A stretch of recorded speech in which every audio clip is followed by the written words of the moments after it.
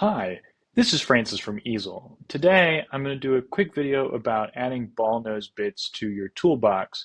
It's something we see just a little bit of confusion on in the technical support department, so I just wanted to clarify really quickly. So you can add a Ballnose bit to your toolbox in the same way that you would add anything else by clicking on Add Bit, and then I'm going to select Custom here, and this is going to be YouTube.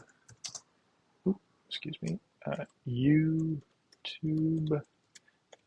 bit, and then I'll select my bit type, and the bottom selection will be ball nose, and then cutting diameter will leave at 0.125. I'll click save, and then we should be able to see that bit here in our toolbox right here, this ball nose bit. But when I go to my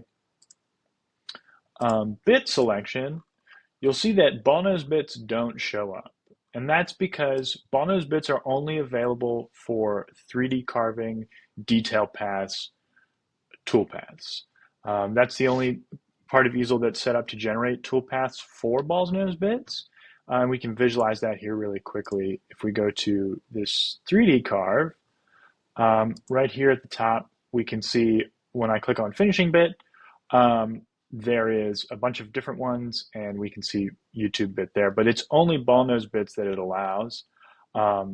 So you can add them to your toolbox, but if you're not seeing them in the toolbox, most likely you're in a 2.5D carve, which means they won't be available. The only time they'll become available or be visualized in the tool drop-down menu is when you're in a 3D carve. Have a wonderful day. Bye. To learn more, head over to easel.com.